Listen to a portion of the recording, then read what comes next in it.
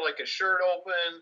He was dirty. He walked in a Lamborghini dealership, and they treated him just like everybody else. Like, hello, sir, and he bought the car cash. He had the cash to do it, but he literally did this to grab a video to say, this is me acting like a homeless guy when I walk in here. Let's see what happens. And they treated him nice, so it's good. But hey Pat, I'm sorry, real quick. I think in today's age, with so many people making money in so many different ways, the client in the suit and tie that comes in, that's the wrong way to look.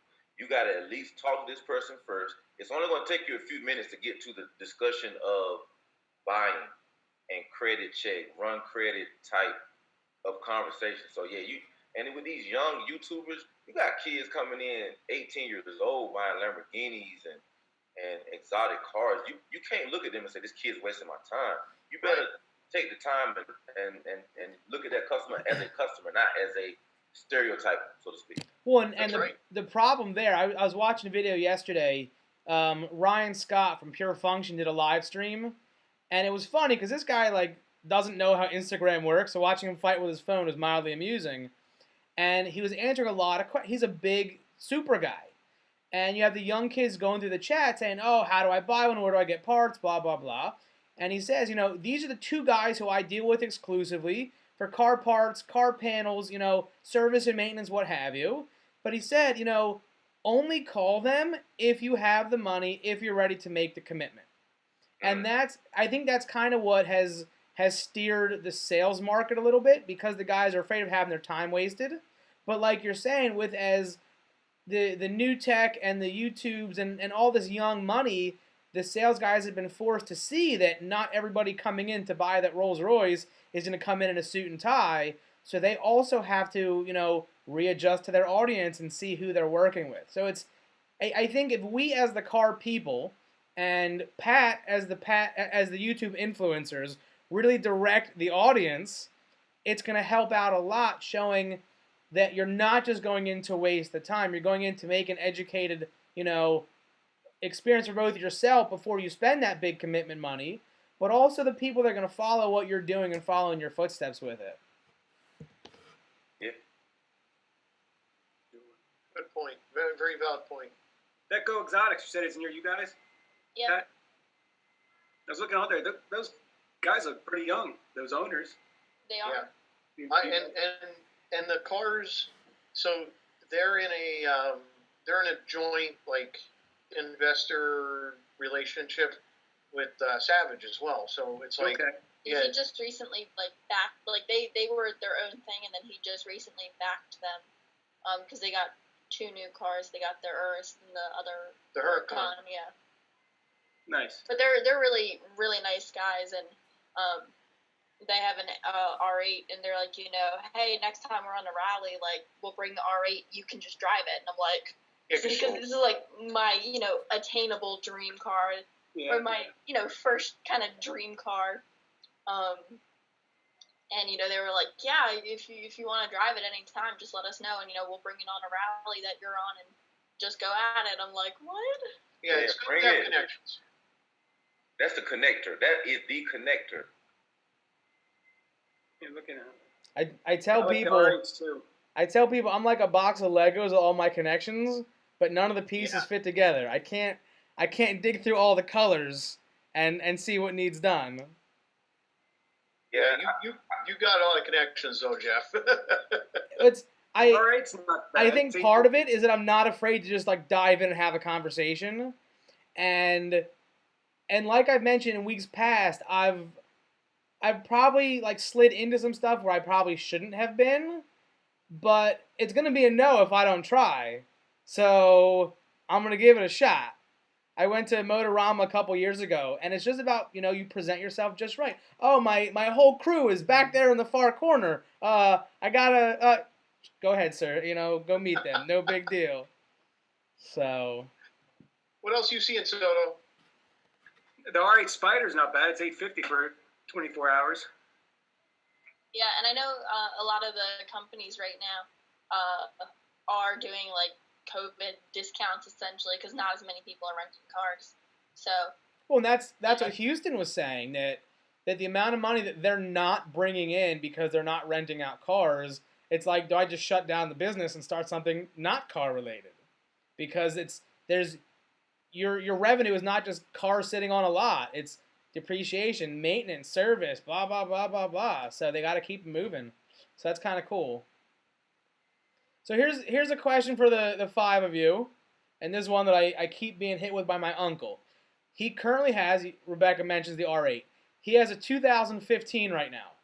V8, manual transmission, gated shifter, black on beige, black side blades, chrome wheels.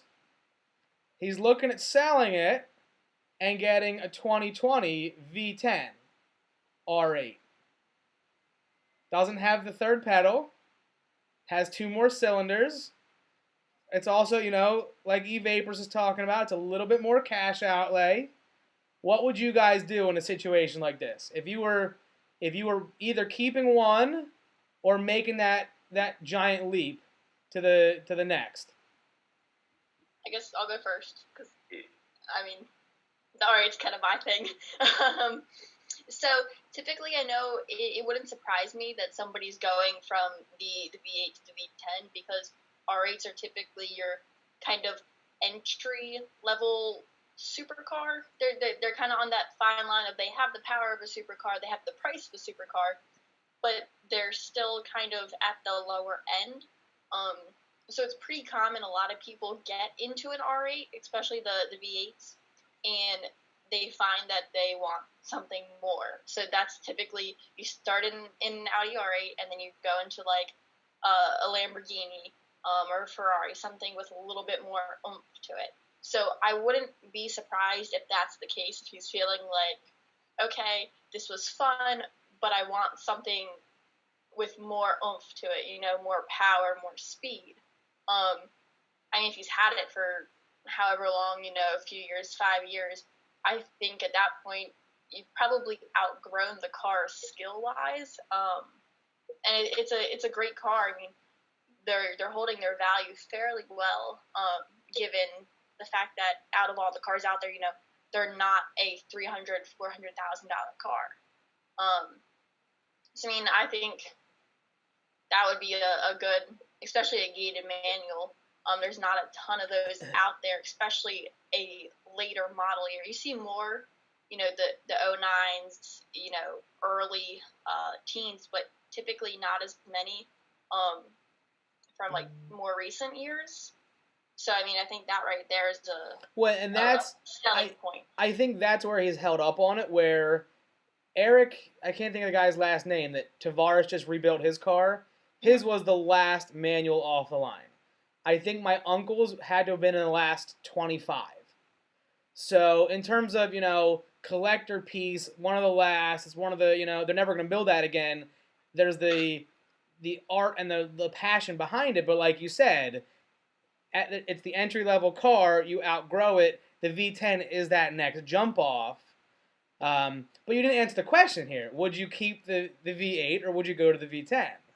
I mean, I think, I don't think it's going to become a collector's item or anything like that, especially depending on how many miles he has on it. 2,500. There's too many. 500? 2,500. Oh, 2,500. Yeah. Wow, okay. I mean, that affects depreciation. It affects depreciation, but I can't see the R8 becoming a collector item. No. So, I mean, I think at that point, yeah, he might have had fun with the manual, but I think the fun you would have with the manual V8 versus the automatic V10, I think he's going to have more fun with the V10. So I think he should sell the V8 to me, to us, to me for a good deal, and then get that V10. I'll tell you the cash price off the air. Okay, DM me. I'm waiting for it right now. But no, if it was me, I mean, I would say, the improvements in technology and horsepower are enough to say get rid of the old and get the new. It's still, the 2015 is still way too new to be a classic car, and it's way too common. Not common. I want to say that it's not.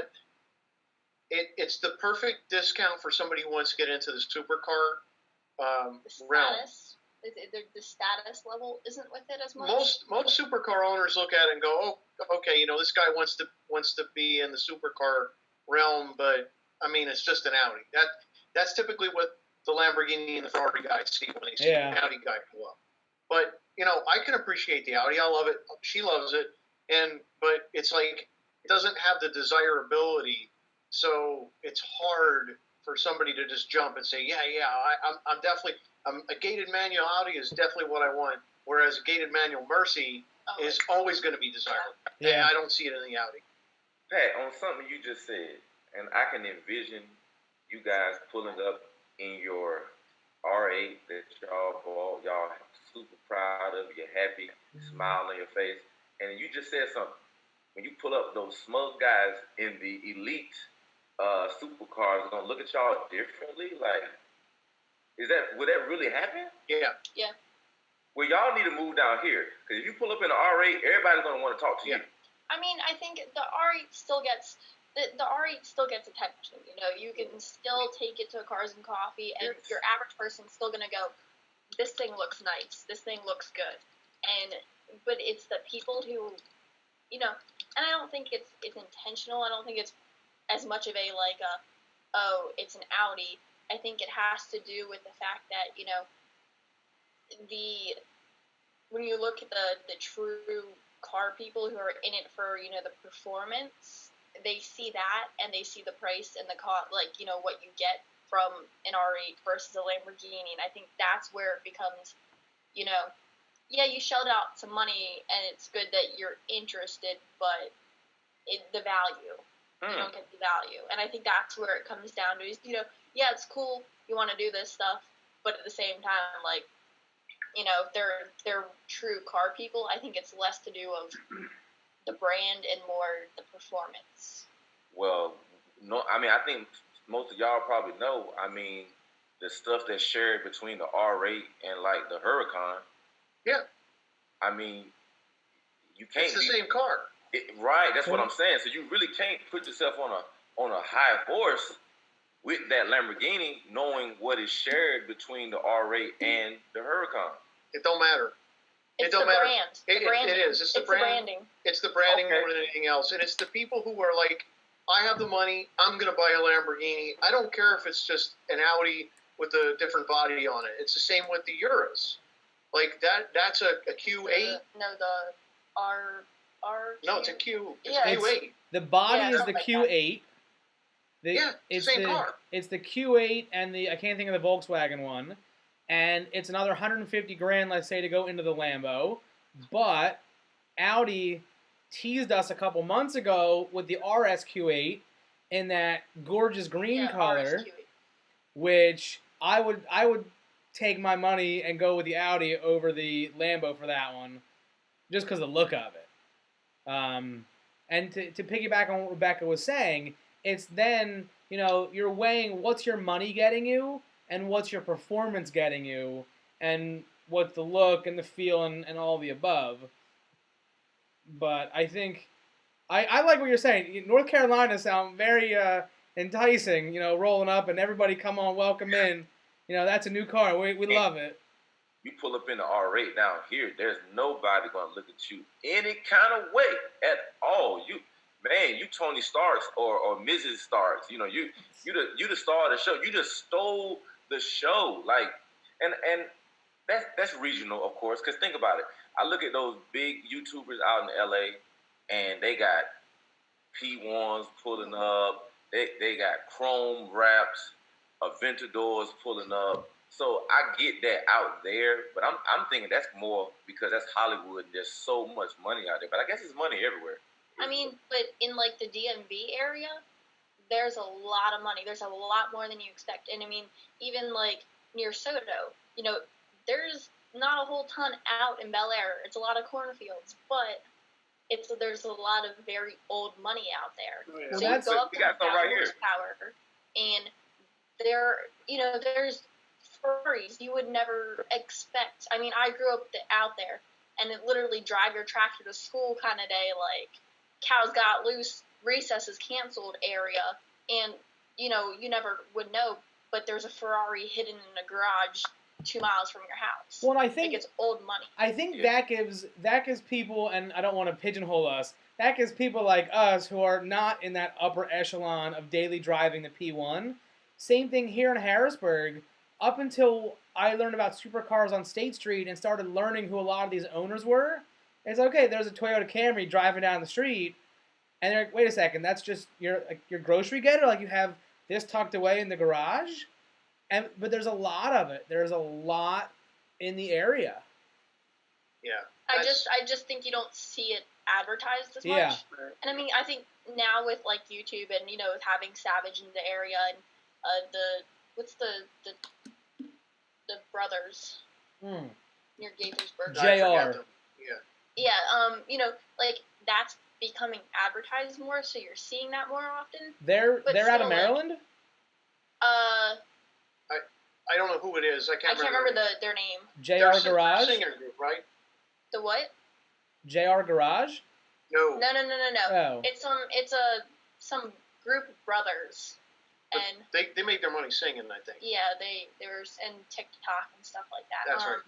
Oh, But Jake those- and Logan those- Paul, or I'm not. I I'm don't gonna stop remember. talking about TikTok and Vine, and then people are Yeah, I gonna don't start remember. judging me here. But yeah, there's Right. it doesn't like you're parked there with the I-8, and then a guy in a super fast pulls up next to you and parks, and it's like, it's amazing what pulls into like Hunt Valley, yeah, and you really can't. You really at that point, it's like, why did I even bother coming? I mean, it's cool to see other people's cars, but The it's last like, time well, I read dang. it, a Ferrari parked right next to me. I'm like, why did he have to park right next to me? So I mean, Yeah. I think there's a lot of appreciation in the area for the not, the elite, your Lamborghinis, your Ferraris. You still see like a Lotus, and people are gonna go to that, and they appreciate that. And the classics. They're And classic there's a cars lot there of as well. classics, and you see that, and I think there's a good mix depending on where you go. But like, if you rolled up to like Katie's in an R8, Yeah. you're not gonna get as much. It's not negative response, but it's a lot different than rolling up to Hunt Valley or to a smaller, or to Lancaster. Oh, yeah. Where the money's not there, where you're only seeing something like that because you're going to this. You're Yeah. not just driving down the road like normal, and there's a Lamborghini, and there's a Ferrari, and there's a McLaren. Which, by the Yeah, way, we take the I-8. Lancaster. Yeah, we've taken the I-8 to Katie's and got no attention at all. I mean, it's sad how it is. Wow. Like that. It's big. Yeah. You rarely see. There's a few R8s in Harper County, but you see them in the middle of summertime here and there. Otherwise they're in the garage. And I've seen 3 Lamborghinis. Evan's friend that he goes to high school with, his dad keeps it in the garage. It does not move until I guess July. Until the weather's perfect. Perfect. What? On That on must that be note, Rebecca, Lancaster, they did their cruise today for, I want to say police, I think. Yeah, COVID yeah. and police. They had over 600 cars show up for their cruise today. Yeah, I saw that. I saw Sean's post, and I was like, wow, that was awesome. Yeah. That's a lot of cars, and it was all kind of cars. It wasn't just high-end stuff. I mean, everybody drove what they had. Everybody's got cabin fever. They really want to get out to these car events. It would have been nice to go, but that's such a hike. It's a long drive. Yeah. Yeah, my car's sitting in the garage curing its ceramic coat, so it's not going anywhere. And the next step, just ceramic coated some of the bits and pieces, and I want to get it up on the jacks, take the wheels off, take the wheel wells off, and then get in there with a steamer and steam like suspension parts. So I'll probably be doing a video on that, on how to keep your I-8 clean from the inside out. Can you Oh. Rebecca, you ceramic wanna coat hide that ceramic anything? coat from him. You're I gonna be know, ceramic I need coated to- next. She's gonna be ceramic coated. What was the question, Jeff? When you have that all taken apart, everybody talks about ceramic coating the outside, ceramic coating the wheels, even some on the windshield. Can you do springs, suspension, shocks, frame? Like, can you the whole thing? Yes, because We did all the glass, and we because the Avalon King that I use, you can put it on anything, plastic, like carbon fiber itself. But yeah, anything that's metal or painted.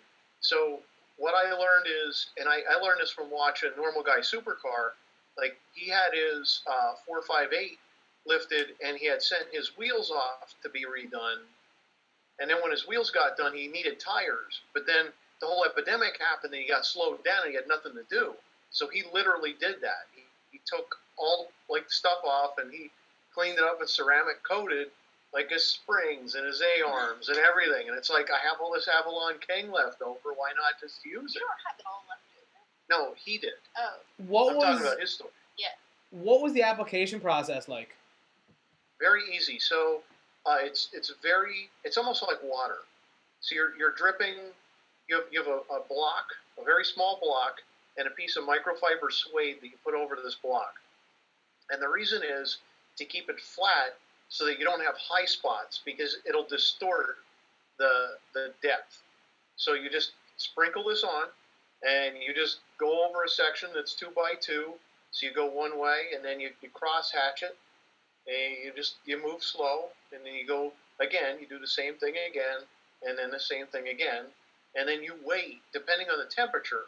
So in my garage, it's about 70 degrees. You wait about 2 minutes, and then you use a thick microfiber cloth, and you buff it off. And then if you wait another hour or two, you can put a second coat over that spot. So we worked out a good way of doing this, where we got music playing in the background, and I'm working on certain sections, and she's counting the number of songs that are going by, and then she'll start and then catch up to me, so that I can just do the whole car, and then she can catch up. But I have to tell her like what sections I've worked on, so she knows where to wipe it off. But you have to wait at least a day before it gets rain on it. So at the bare minimum, you put one coat on the car and wait a day. Now, we put one coat on the truck, but I decided with the i8 to put two coats on. And the reason is it does give it a little bit more of a thickness, but you can't like keep piling it up. It does give a little bit better depth of gloss, definitely. And honestly, the only thing you really have to do is clay bar the vehicle, and then go over it with isopropyl alcohol, and then do the ceramic coat. But we decided to do the whole paint correction to make sure that it was looking the way we wanted to before we applied it. So it's super easy. When you're doing that 2x2, visually you look at your hood, you can break it down into your sections, and here's block 1. What happens if you have an overlap between this section and that section? You're inevitably going to happen. Yeah. But it's okay, because it doesn't create. It's not optical enough to see that you're going to have a ridge, and because this section's still wet when you work on this section, you're going to have a blending. Whereas, let's say you let this section dry for a day, and now you're going to work on the next section. There's a potential that you're going to have some problem there. So yeah, literally you can't tell. It's almost like putting wax on a car. It's honestly easier to put wax on a car because you don't have that haze, the push and polish as much. How's it compared to like the Meguiar's, that spray-on stuff you spray on while that hybrid ceramic wax that they have? So the amount of silicone that's in the spray hybrid wax is so low that it wears off quicker than this. So this has like 80% silicone oxide in it, as well as other chemicals that aid in its bonding ability to bond with the paint. So the thing with, for example, the hybrid ceramic, I believe that they say it actually works better if the car is wet first and then you spray it on. Yep. So it's clearly a water-based product, and water and silicone don't mix anyway. So you have other things in there to help make it work. So it does provide you with a slick surface. It does work, but it will not give you the longevity. So I'm going to have a 2-year longevity with this Avalon King. It's guaranteed for 2 years. Now, if I park the car indoors, I keep the car clean, it may last longer than that. And some of these places like Ceramic Pro will give you like a 10-year warranty or guarantee. It's not that the product's going to last 10 years. It's just you're paying so much for it that you're paying for reapplications between now and 10 years down the road. But pretty much it's all the same stuff. It's different. It's mixed differently. There's different things that happen with it. So.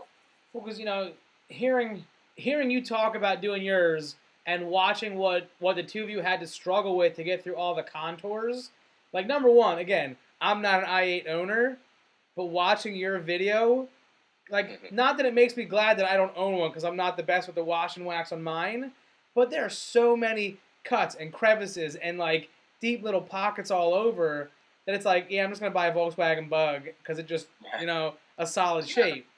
But I keep talking about doing mine, and for me to get it right, I'd either have to do a full respray and then a paint correction, or just do a front to back, top to bottom reapplication of all of my my body parts. Things don't line up right, blah blah, blah, and then wrap it and then do the coating. But one of the VinWiki sponsor companies. I want not Avalon King. I want to say it was Glassparency. So you can buy the kit for like $15, or for $100, they're gonna send a guy out like mask the whole thing up, do all the work for you, and it's like, am I Pat and Rebecca? Do I want to risk it and try it, or just have the pro do it professionally? And it's it goes both ways. Where one, like, it gets done, it's got the warranty and it works, and one is I gotta learn how to do it. And my only concern with me myself is I've seen some guys that have had to buff through the ceramic to change something when they messed it up and then reapply it, and it's a struggle. So yeah, well, I bought the Glassparency kit. Okay, so I saw VinWiki. I saw it had say if you click the link below, it's free. You just have to pay for shipping. So I bought one kit. But I got it just in case I want to use it. But with the Avalon King, I can put that right on the windshield. But here's the thing. Any type of product that is sold to a consumer is done so that the consumer can screw it up and not have it actually show. Yeah. If it's a professional thing, like if it's a professional ceramic coat, it doesn't, let's say, for example, it's a heavier material. It's thicker, more viscous. So it may take a while. You really got to time it right. If you don't take it off, you're going to have high spots and leveling issues. With the consumer product, you shouldn't have that. You read the instructions. It says do this. Just do it. I mean, like, he was working on it, and I came back from the horse farm, and there was a spot he forgot to buff off, like a big spot on the door. On the i8. On the i8. And it was all hazy. And we just went to wipe it off with the microfiber, and it wouldn't go away. I mean, it was like, kind of, but it was, like, not that bad, but it wasn't really wiping. And, like, Avalon King, all you do is you put a little bit of the fresh stuff on it, you just wipe over it, and then you buff it off again. Mm-hmm. Like, they've kind of made it foolproof. The biggest thing is, as long as you catch it within a few hours, unless you're doing it outside on a 90-degree day in the direct sunlight, which you shouldn't do it anyways. Okay. As long if you're doing inside your garage, especially now when the temperature is kind of cooler, the cooler the temperature, the longer you have time to play. You have that room for error. So 67-degree garage, you're gonna have 5 or 6 hours before you've really, really like hit that point of time where you're kind of SOL. Yeah. Yeah, I have so much paint correction to do my car before I can even get into that. On your white one? Yeah, there's just so much road rash on the front bumper. I don't even know how to touch that up. I don't know where to start. What's wrong with the front bumper? Road rash. Just a road rash from rocks hitting. Oh, Down where like the fog lamps are, like that little white area down in there. Yes. There's so many dots that honestly, there are 2 YouTube channels that I spend a whole lot of time on learning how to do this kind of stuff. Rock Chips, number one, MONYC.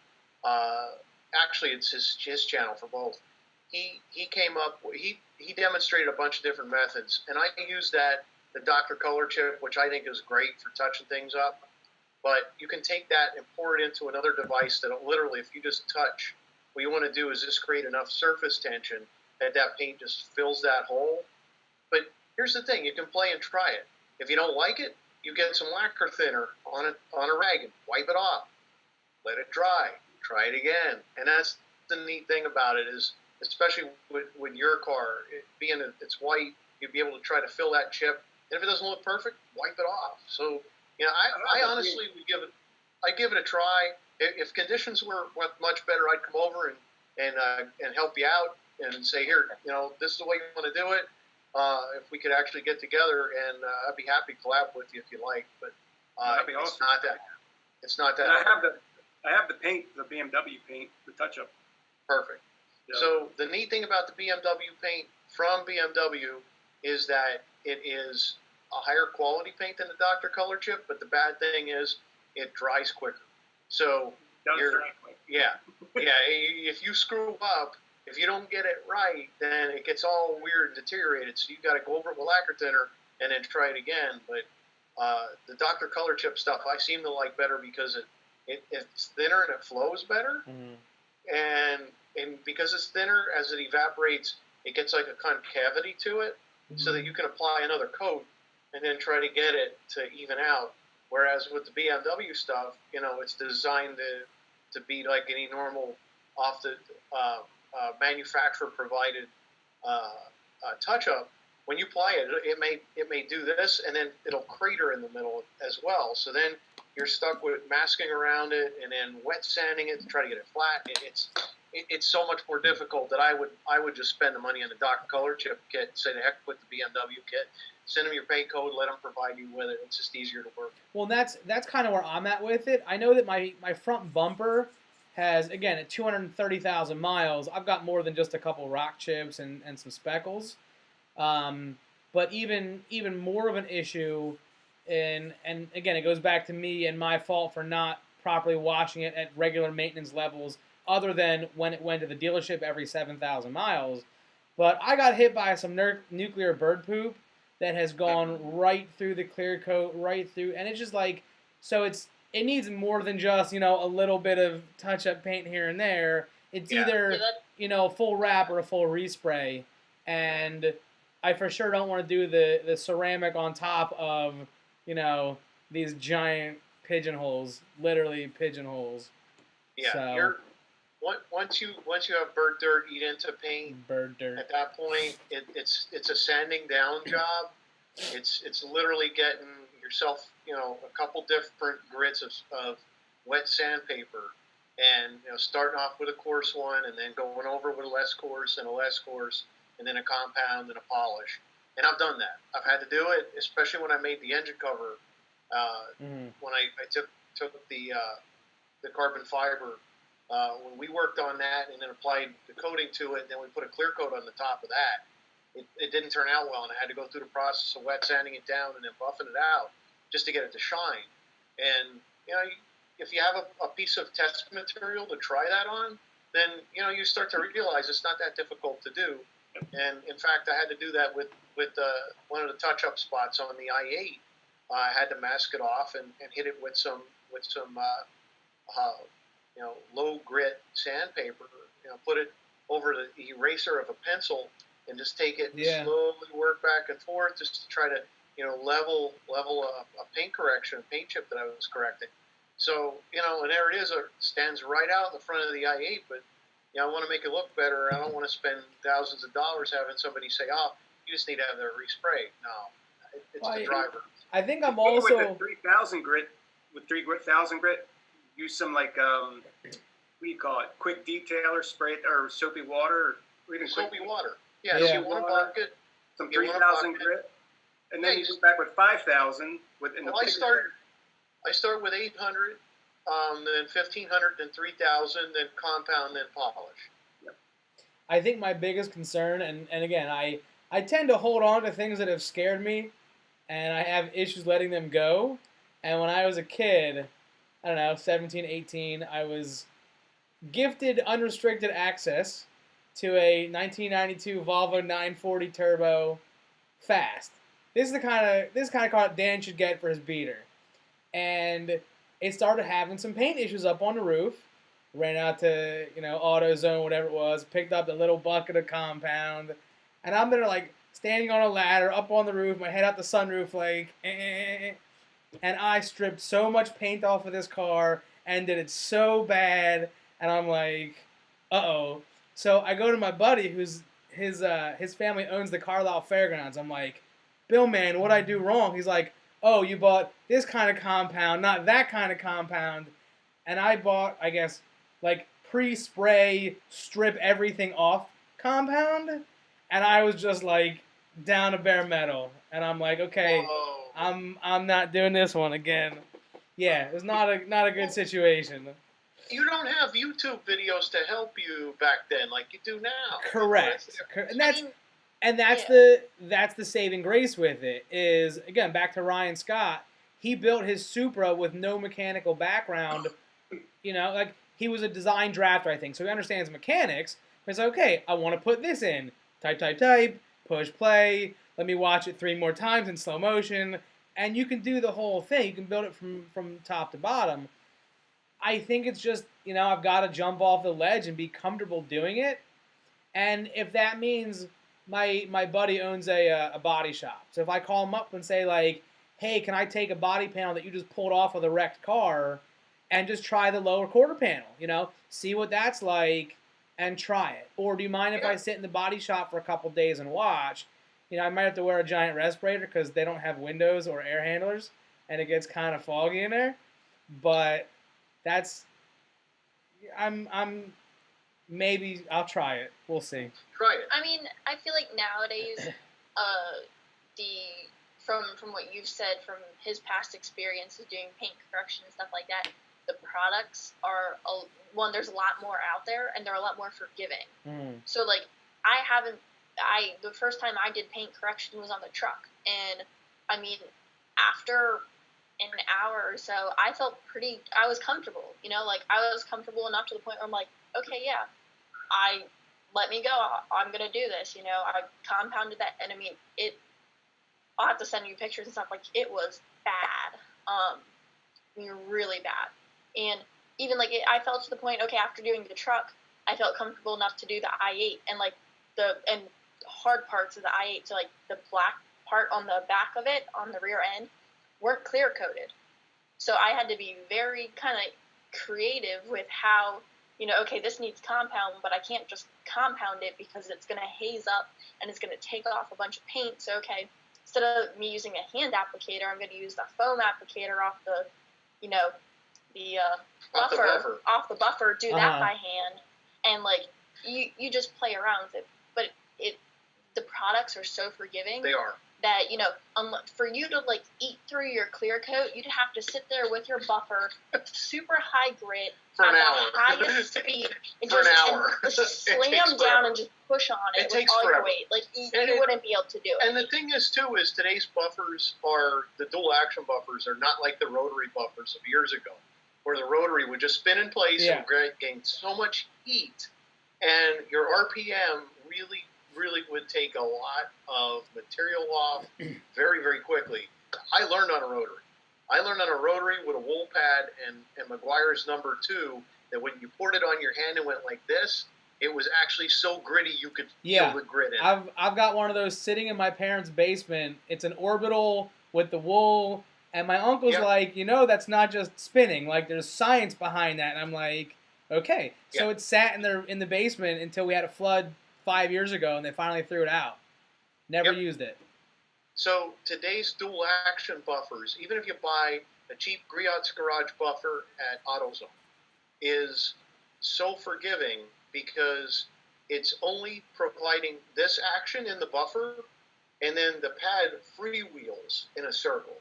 So you don't have the rotary constantly pushing against the paint. You just have this motion. Which is just like you going like that, wax on, wax off type of deal. It's just that when you apply too much pressure, the pad stops spinning. When you bring it away from the paint with less pressure, the pad starts spinning. And then you're like, that's the sweet spot. That's what I want to get. Not enough pressure that the pad doesn't spin. I want just enough that the pad spins on its own. And then you use a product like Meguiar's 110 and 210 for compound and polish, and just a a compound pad, and a polish pad, and that's it. And even if you use a microfiber pad, it will cut more, but it's a foam pad won't even cut like a microfiber pad will cut. And once you learn from the web, and I learned from Ammo NYC, he had a guy come on there, goes by Buff Daddy, and he did a whole, I forget what he called it, but it was a whole educational series on what happens to paint and what you need to do in order to repair that paint. So, we got someone in chat here. You gotta go get the cat. Yeah. Get the cat. Okay, hold on. So I don't know who this person is actually, because I can't understand, because it's a foreign language to me. But they're always commenting. So I have some cats in my videos, and of course, so we're bringing the cat in, and people say this cat is precious. Well, that was her name when I adopted her. But she goes by Girly, so you gotta bring the cat in. She's the one who has the opinions on Savage Garage videos, right? This cat loves Savage Garage videos, and I don't understand it. But when Savage is on, she just spends a whole lot of time looking at what's happening on the screen. I don't know what it is. He likes Randy's beard. It's Jimbo's editing, because Jimbo has a cat. So, Jimbo must know how to edit. There's subliminal messaging in the videos. Mm-hmm. So, Kitty had to come in here and say hi. All right, so enough about paint correction. So here's a big question, and I know we've touched on this one in the past, I think, but in watching the latest VinWiki yesterday, it was the what are you going to buy for $1 million? Oh. Well, I would take, if I had $1 million, I would invest half of it in mutual funds and give it to my friend Samir, and then I would take the other half. All right, never mind.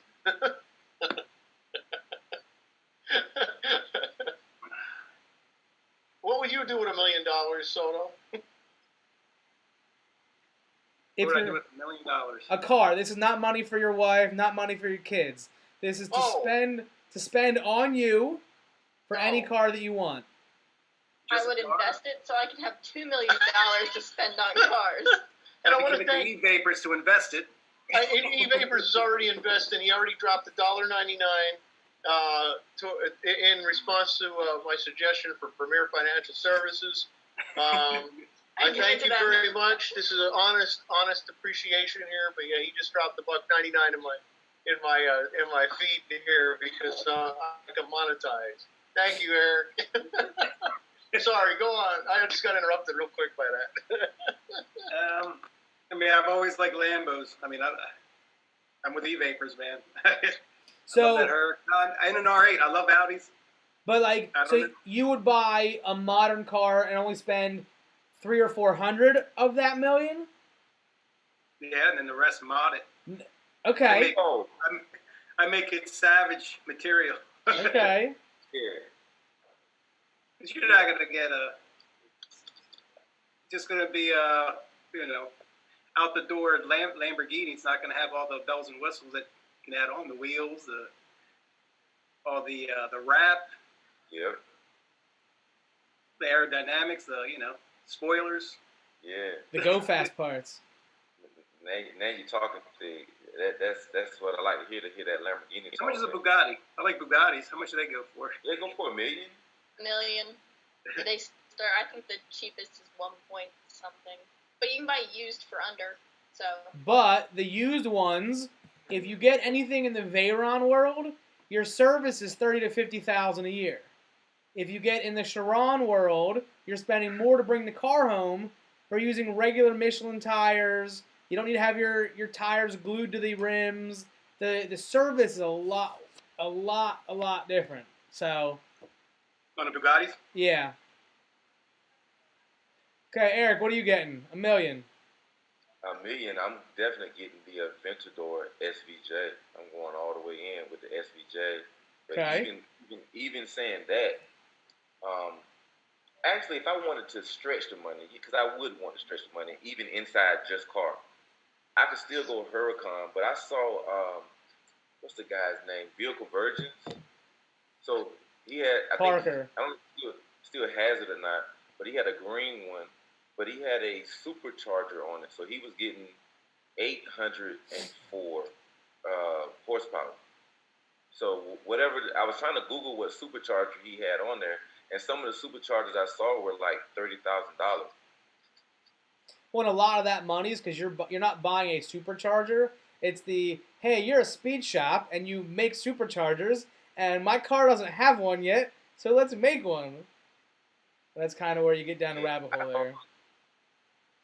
Yeah, but I saw some of them for like $35,000 for a supercharger to go on the Huracan. But yeah, it's got to be Lamborghini, like Dick said, man. We talking about with the money. Oh, it's unlimited. I got $1 million. Oh, I'm gonna go ahead, and I still could go used. I don't have to go brand new.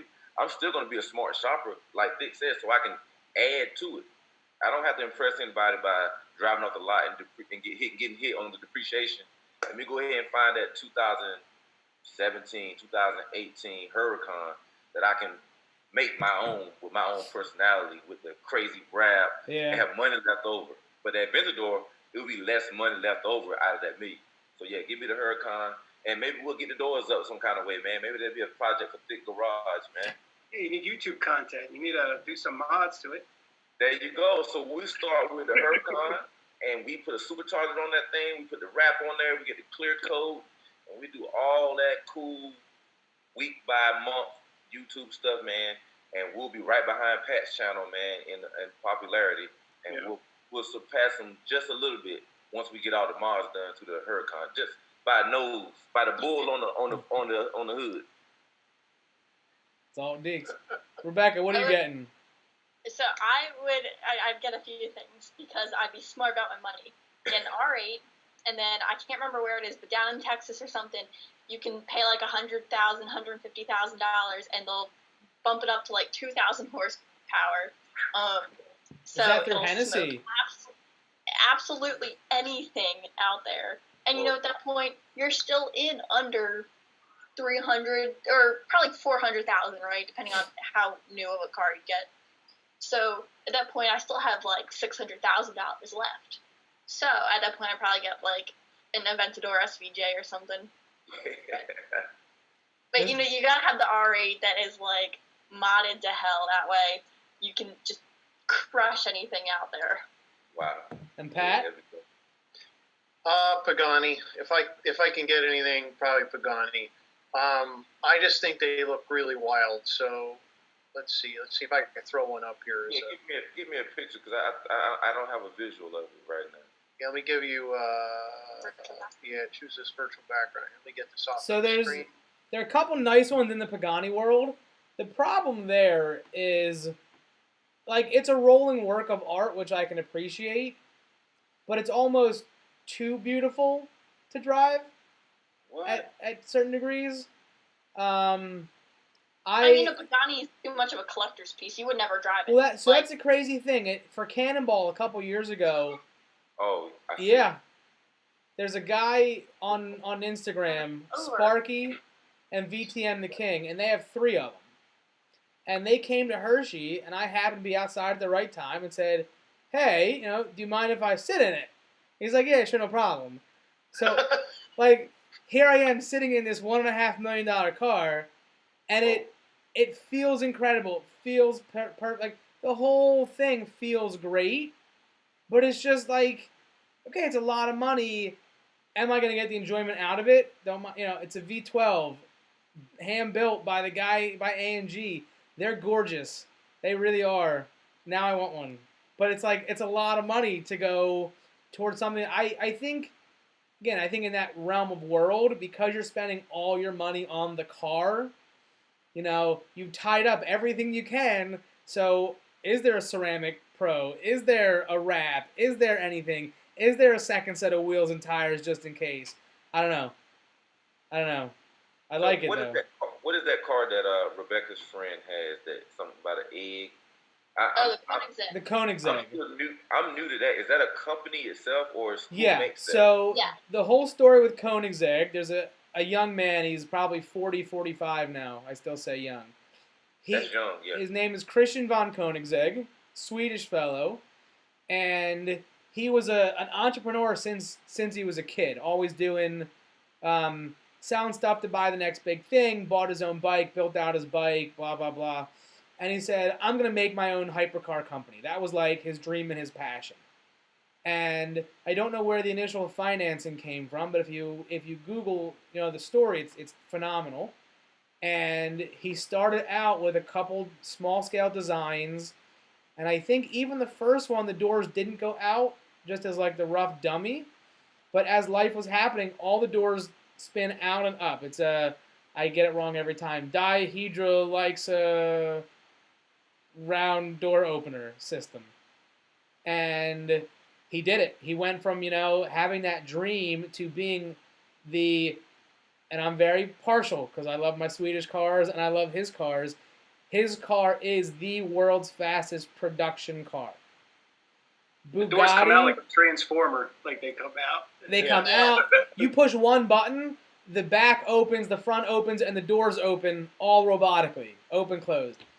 It's Has your friend posted a video on his channel? Say this? What? Has Rebecca's friend posted a video on his channel? Yeah. On the car? Yeah. There's 2 or 3 of them. The whole thing with that one, and a lot of people get very salty on that note, because Bugatti on paper has the record. Their car averaged over 300 for the Chiron Super Sport, but they took a seat out and they lowered it and they adjusted the weight and they changed a whole bunch of things, so it's now no longer a true production car. Right. Whereas the Koenigsegg, it's on Instagram as like 277.79 or something. That's a personal car. The guy that owned it called up Koenigsegg and said, okay, let's break the record. Here's some money. Take my car, and we're going to shut down the highway in Nevada. So it was a true production spec vehicle, not a bunch of corporate, shiny smoke to make it work. Again, the fact that the car broke 300, I give Bugatti and I give Volkswagen and I give all of their engineers a lot of credit. What's name? Larry from CF Charities is going to be taking that one soon, God willing, in his SSC. But Koenigsegg, look it up, read the story, go on Netflix. There's a whole documentary about it, and it's incredible. It really is. So I was getting the people. Y'all know so many people. So I was thinking it was Street Speed at first. Now I'm looking at Randy. Yeah, Randy's got it. Randy is Rebecca's friend. I'm sure that Mike would want one, but I think Mike and Randy are in a whole different class of spending habits. Well, hold on. How many? Okay, so Randy has Savage got like 300,000 subscribers. Yeah. The difference is Randy had the money. Where the money came from. From his business. Like he has money, versus Mike gets his money from YouTube. Mike has YouTube, and Mike really has the InShane business. So I don't want to say that he's a silent partner, but when I first met the whole crew, Shane was doing the wraps out of a very small shop, and I watched that grow out.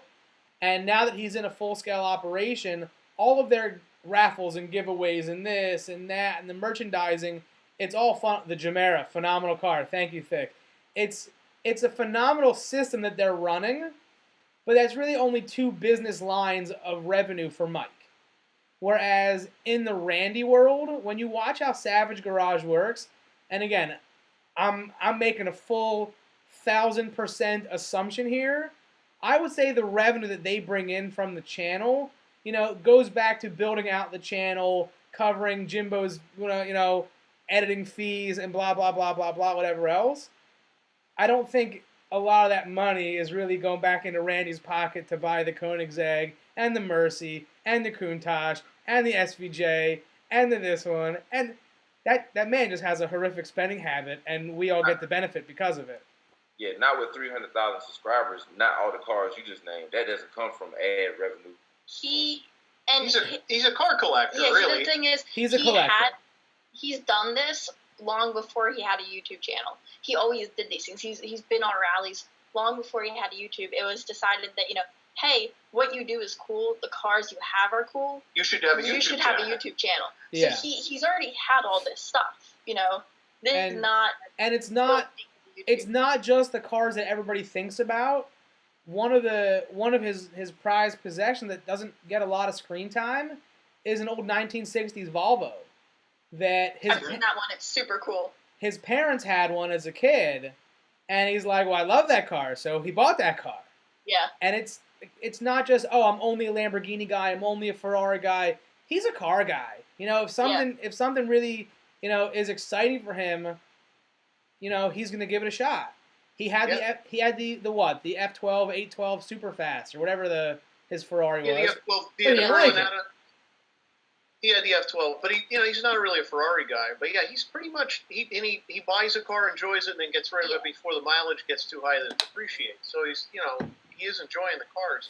A comment here from Durmax Country Boy. He said if he had $1 million, he'd buy a 2019 ZR1 and a brand new 2020 4800 Silverado crew cab and spend the rest on upgrades. So, that's completely practical and completely smart because he can enjoy those cars for many, many years, not have to worry about as much depreciation than the Gemera over there. Now, are you familiar with the Gemera? Wait, I have one thing I want to say.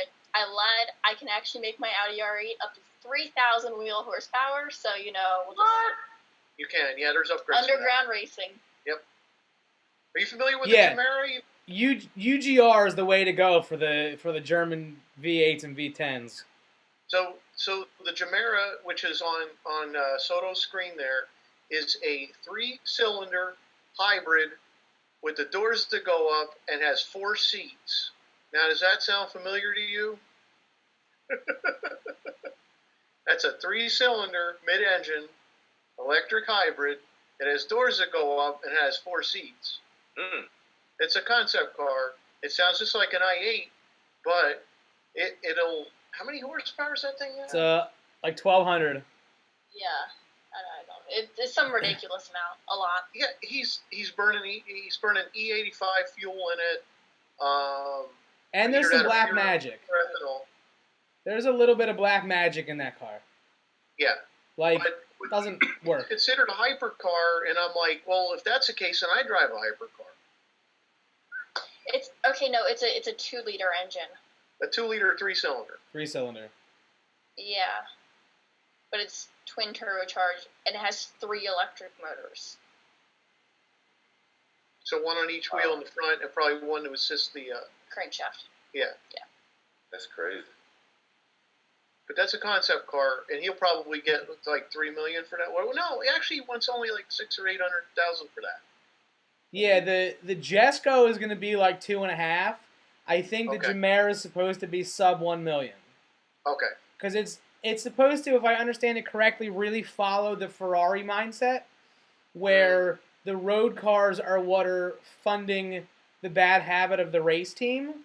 So they're going to be having the Gemera as the everyday car, and then you're still going to have the exclusivity of the Jesko, the CCX XR, the Regera, the Agera, the this one, the that one. And they're going to keep those to a limited number, where I think if anybody buys the Gemera, they're going to be able to order it. I think, this article says it's going to be, as of March, early March, I don't know if there's been an update since then, over $1 million.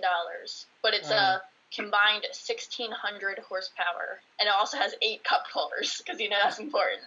Well, that's but not in the doors, because you open the doors and your drink goes... Well, that's because Paganis don't have cup holders, so they had to add the extra cup holders to show that they're better. There's a neat little bit of history in this car. If you look at the windows on the doors, it's a Subaru SVX with the little half doors, or the half windows. I got another picture for... And while we're doing this, I'm just going to chime in really quick, because I'm not going to be building my dream car out. I would have to get the Carrera GT.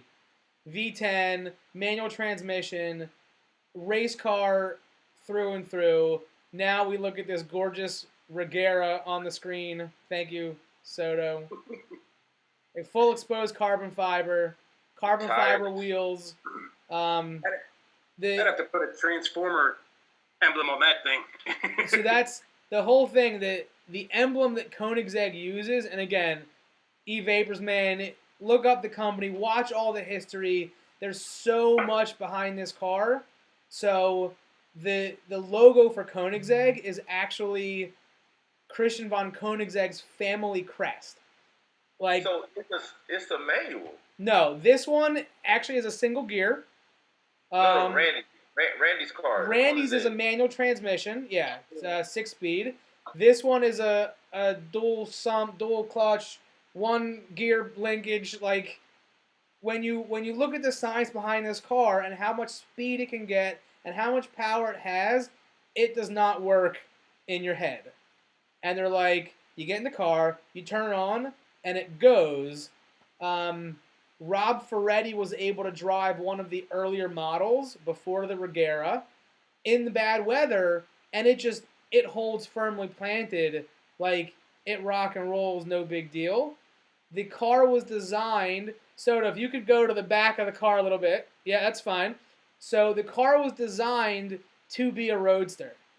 So when they were engineering the front trunk, that whole roof, I'm pointing, like you can see where my finger's pointing to. The roof is designed to fit inside that front trunk, and that way anybody can say, oh, it's nice out, I'm taking the roof out, but not have to leave it in their garage just in case it starts raining again. Yep.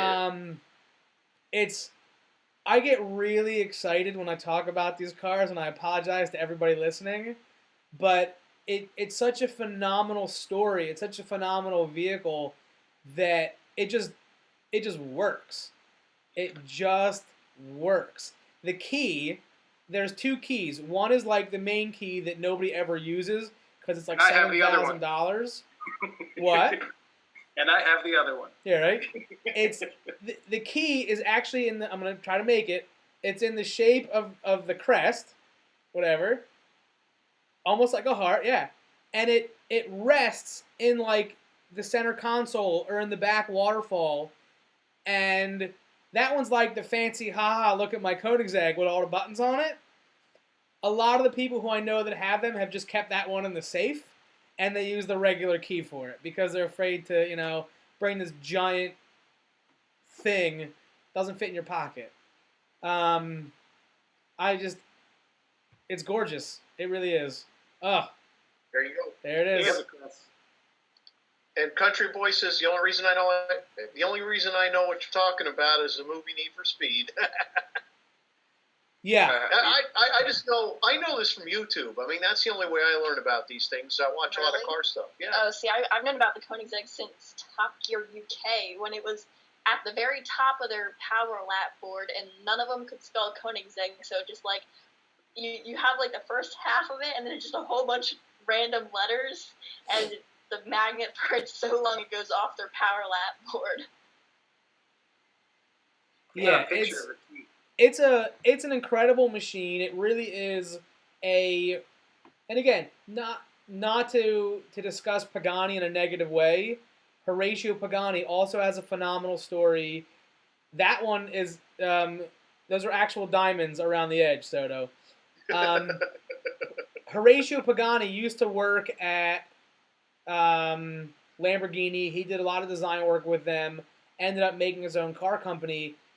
I'm not saying that the Pagani vehicles are not going to hold their own around a track with the Koenigsegg, but it's a whole different caliber of vehicle. There's a lot of leather straps and a lot of pretty ornate aluminum on the Pagani, whereas in the Koenigsegg world, it's all milled this and carbon fiber that and very tight tolerances. Where'd this picture come from, Soto? I just Googled. Okay. Koenigsegg key. Because that is actually a picture of the Jesko, or the Jesko in Swedish. And that car was named after Christian's father as an honor, as a thank you. His Fava, yeah. When it was released, they actually did a Koenigsegg beer. If anybody watching this can get me a can, reach out through Pat's channel. Keep the views coming through, but I would love a can for my liquor shelf. Called Premier Financial. Yeah, right. It might cost me a couple nickels. Yeah, Oh the Koenigsegg story, the Koenigsegg car. As much as I say the Carrera GT, it's really because that's the car that fits in that $1 million target. And not that I don't like the CCX. It's just I would like a CCX as well. Oh, you're killing me, Smalls. Look at this. Look at this. So the So weird go ahead. the weird thing with the Pagani Huayra, and I love all the exposed mechanism. I'm not sure who did it first. If it was Pagani or if it was Spyker. Spyker's made in Dutch, using the drivetrain for Rebecca out of the R8. But the Pagani's a rolling piece of art. They take one block of aluminum and just and make real switches. Any piece in this car you move, it goes click, click, click, click, click, click, click. There's no plastic to break. There's no rubber to wear off. It's just you engage in it. The one thing I really don't like about the car, and this one I shouldn't like it. Just above, no, stay where you are, Rebecca. I'm using you as a reference point. Just above Rebecca's head, you can see the key on the dashboard. One of those buttons is the unlock. One of those is the lock. You pull that out of the hole there, and there's another metal piece where it clips together. So you have a little mini Pagani that sits in your pocket. Yeah, The reason I get so, and again, I can say this all day long and talk and take over this video here with everybody. I don't have one in my garage, let alone 3 or 5 like a lot of these collectors do. So I can't really say like, hey, Horatio, man, you're doing it wrong, because they're still going. A lot of the inner workings of the Pagani vehicles are tied into Mercedes. A lot of the computer work and things like that.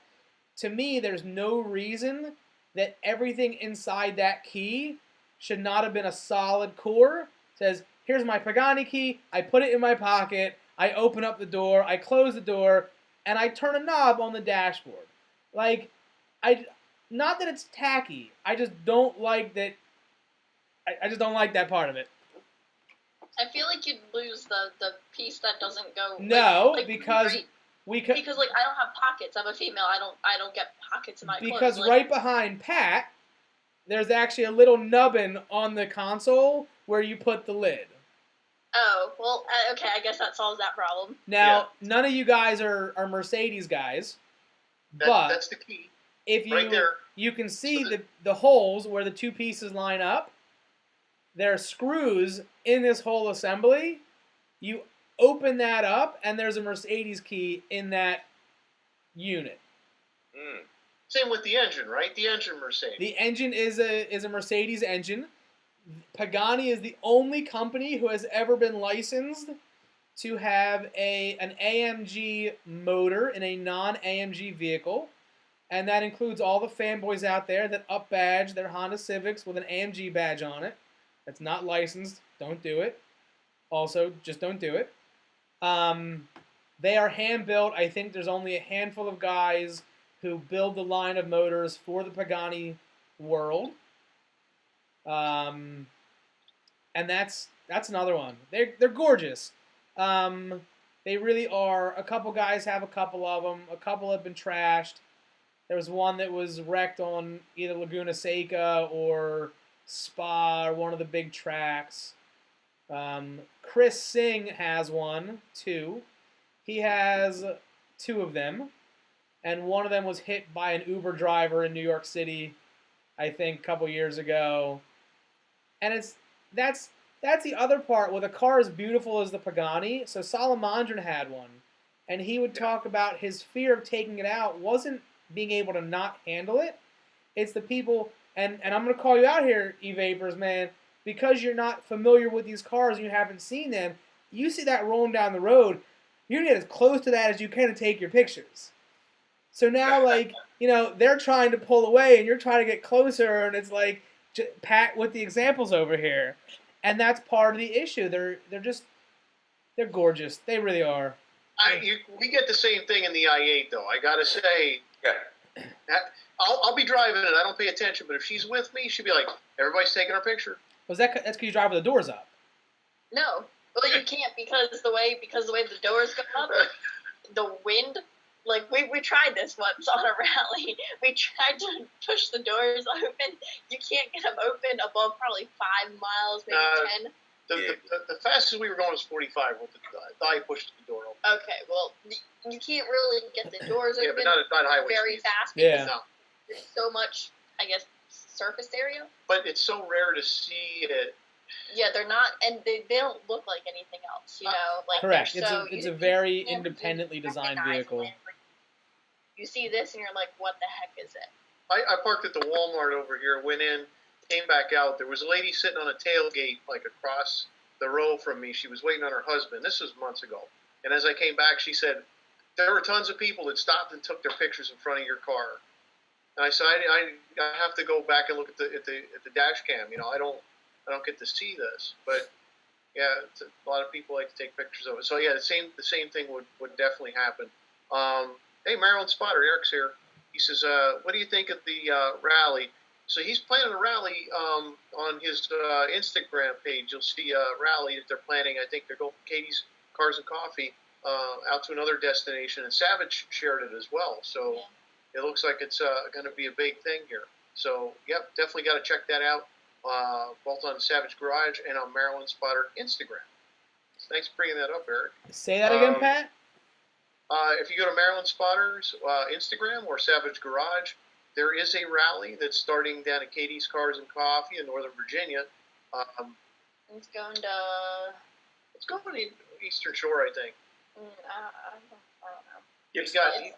He's already got 50 cars signed up, and Gibson Island. Gibson Island. I'm sorry. Yeah, June 27th, and registration's $25, and it's all a donation that's going out. So they're also going to have a donation as well. So I'm gonna have to sit that one out.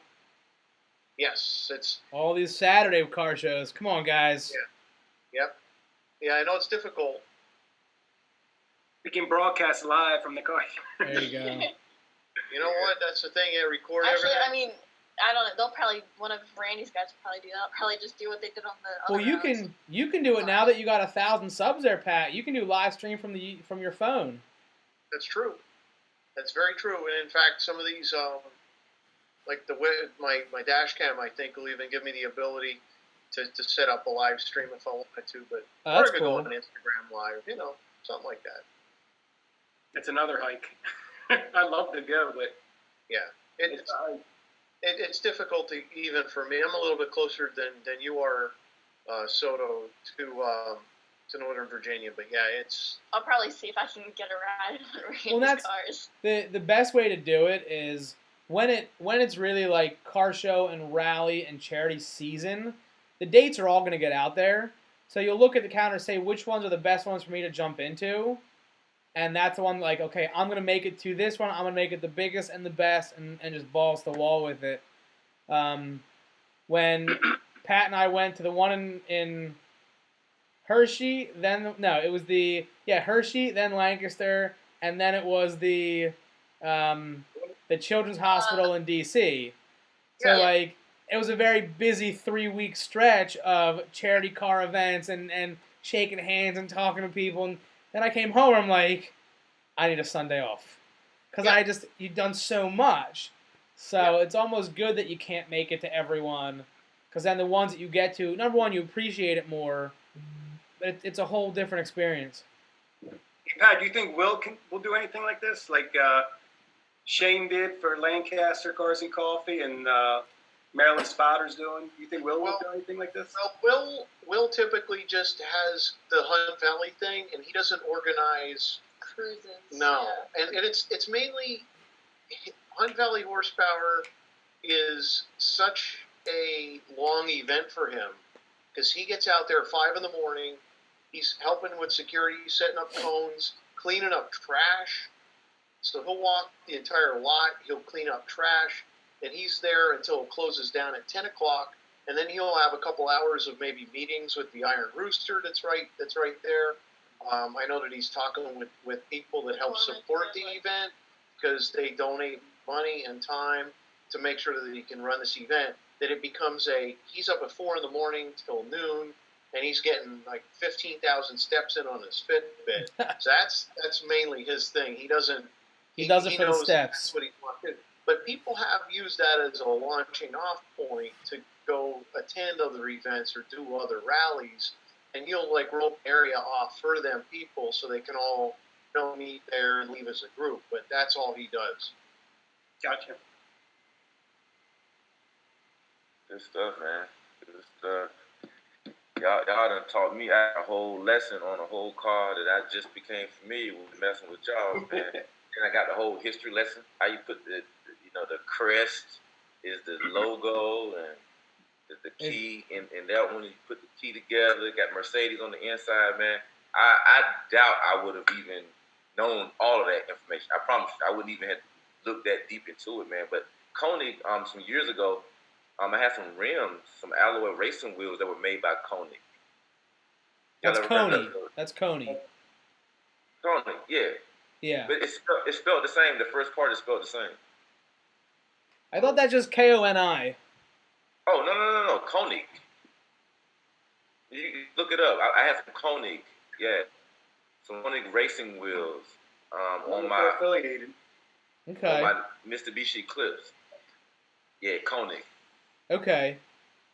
Mm-hmm. So Koenig is king in German. So he's the king of the eggs. Hey, well, yeah, they've been making racing wheels since the '90s. That's when I came. So I never wanted to buy.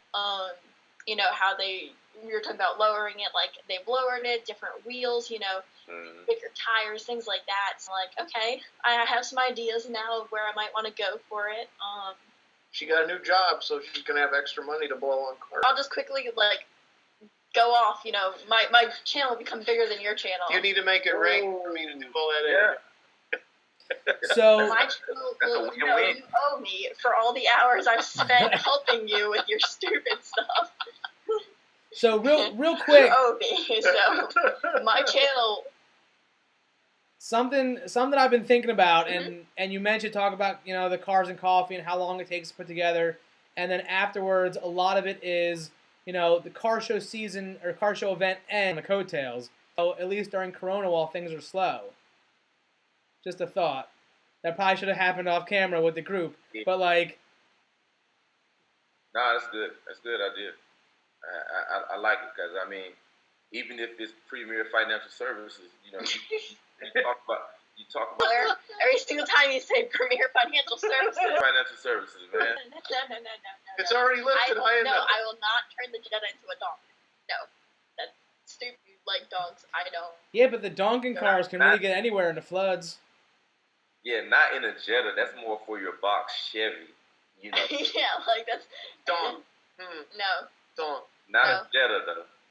Jetta, donk. He said put a big wing on it, but like, where am I gonna get a wing for a Jetta? No, I wouldn't do a wing. I would do like a little dovetail. Yeah.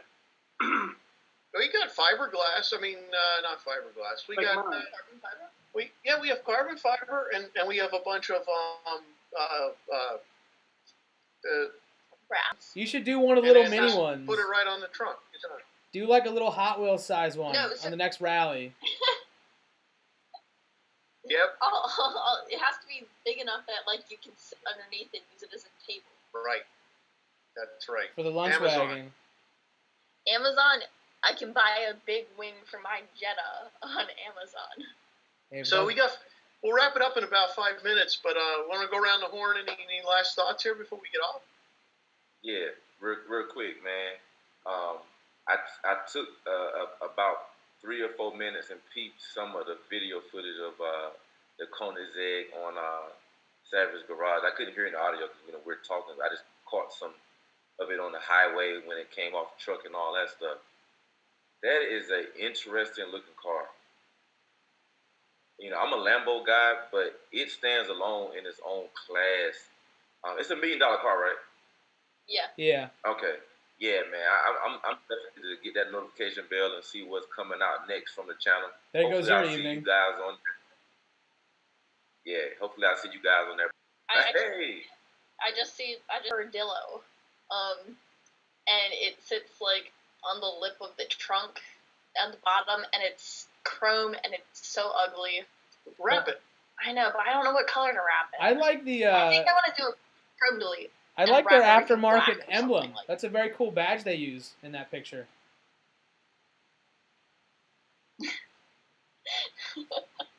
That's the. Thank you all for joining. I want to, Pink? big shout out to everybody that joined in on the chat as well. Wait. Duramax, what does that mean? Pink. Pink. He thinks you should wrap it pink. I should wrap it pink? Yeah, he asked what color you wanted to do the Ew, that's disgusting. big turnout. Yeah, we'll try to get. It's been tough because we've been juggling trying to get some guests on here, and it's hard sometimes, with scheduling and things like that. So I put a bunch of feelers out. Okay. All right. Stream and